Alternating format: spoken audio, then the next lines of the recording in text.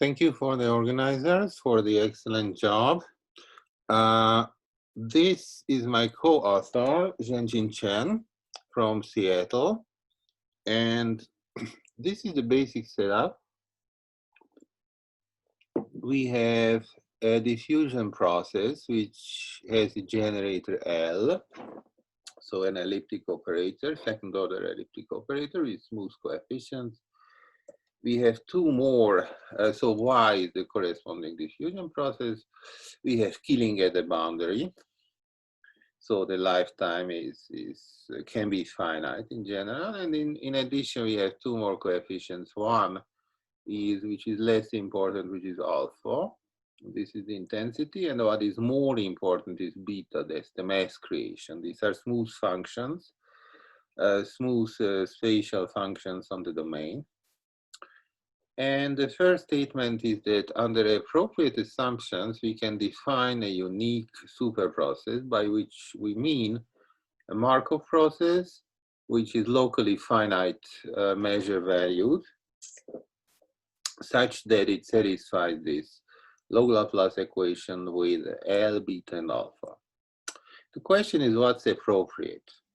So here is a little bit of history. So with Finsky in 1999, we carried out the construction provided the generalized principal eigenvalue is finite. What is the generalized principal eigenvalue? So the generalized principal eigenvalue of the linearized part of the operator, L plus beta.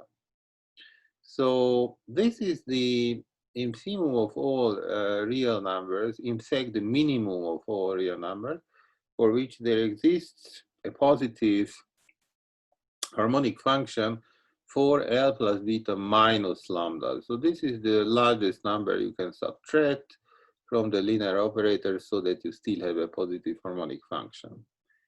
When L is self-adjoint, then actually you can drop this generalized. It's just, in that case, it's just a classical principal eigenvalue.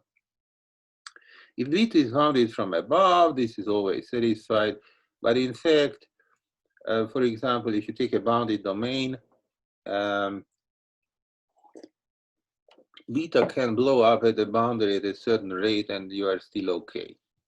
So in many cases it's satisfied, but in many other cases it's not. And for example, on RD, whenever beta goes to infinity along a sequence, so here is the precise definition, there exists a sequence xn and some epsilon such that this is true. So whenever it goes to infinity along a sequence, automatically this principal eigenvalue is infinite. So the solution to this issue for the construction is that first we define completely formally, without assuming anything.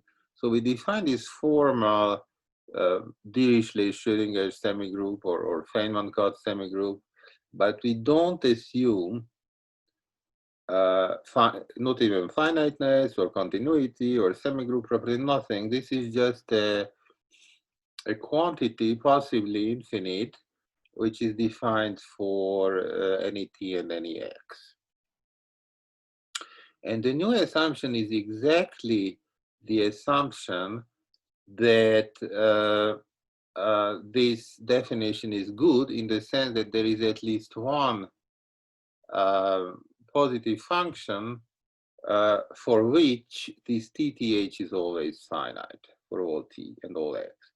And it's not difficult to show that this is actually equivalent to saying that for some, or in fact, equivalently for all non-vanishing test functions. By test function, I mean it's compactly supported and smooth. So for some or equivalently all non-vanishing test functions, TT psi is finite. So that's the new assumption. Under this assumption, construction works. Here is an example, A times x to the L. A and L are positive. One can show lambda is always infinite in this case. But if you take h equals 1, and we look at what happens with the semigroup, the formal semigroup, if L is between 0 and 2, everything is fine. It's always finite. When L is 2, so we have the quadratic case, then it's fine up to a certain time, depending on x, but after that time it blows up. And if L is larger than 2, it always blows up for any time. And since this TT1 is the expected total mass, actually, we got that when L is between 0 and 2, not only the construction is okay, but the expected total mass remains finite for all times. Of course, we insist on having a compactly supported initial measure. So these are the three cases for L. When L is 2, even though what you can see here in point 2, actually the construction can be carried out by using a little trick. Now, when lambda is finite, we prove with Cipriano that the local growth rate is exponential with exactly this rate, lambda c. When lambda c is non-positive, then actually there is local extinction. Now, when lambda c is infinite, everything breaks down, and in fact, all the technology breaks down because all the technology is based on martingale methods and so on. Everything breaks down. And in fact, there is super exponential growth, by which we mean that, look at 4, however we discount this xtb exponentially, there is always a positive probability of going to infinity. So that's super exponential growth. And in this case, of course, we need some new analytical tool. And this new analytical tool is which we dub the p-generalized principal eigenvalue, which is as follows. So suppose that p is at least 1, and we define the quantity which is the infimum of all real numbers such that this integral is finite for every b which is compactly embedded. When p is 1, then actually this is just the old generalized principal eigenvalue, because when p is 1, then this definition is actually just the Green function definition of the principal eigenvalue. But if p is larger than 1, that's a new object. With this new object, we can give an upper estimate for the growth. So take a compactly embedded B, then if lambda Cp is finite, then xtb has this order. So that's almost surely that's just an upper estimate, of course. And here we assume that the so-called compact support property holds, but that's really, I think, just a technical assumption, and you don't need it.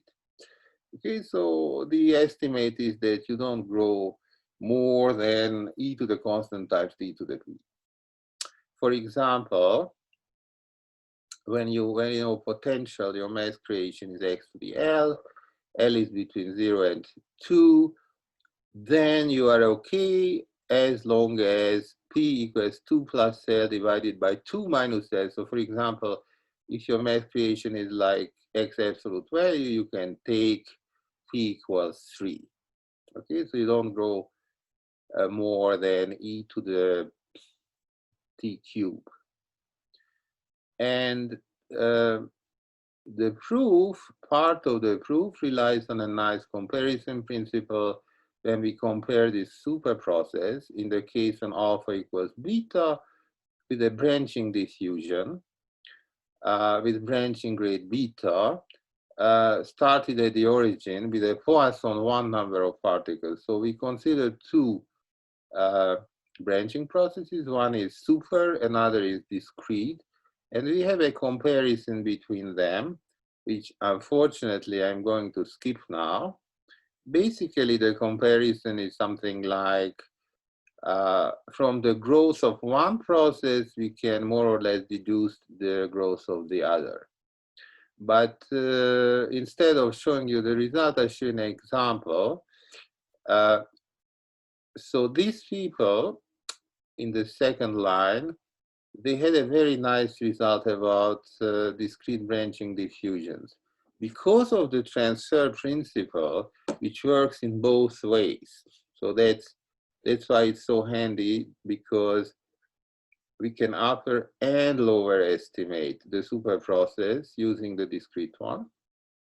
Because of this transfer principle, from the result of these authors, we could get the same kind of result for super processes, which means that, so in this case, for super Brownian motions, here alpha equals beta, and the motion is just Brownian motion. So you can see that as if beta is x to the p, as long as p is less than 2, you have super exponential growth. And if you had a quadratic case, then you actually have a double exponential growth and the constant is known. Okay, so that's just an example for this transfer principle, and I think unfortunately I have to stop here.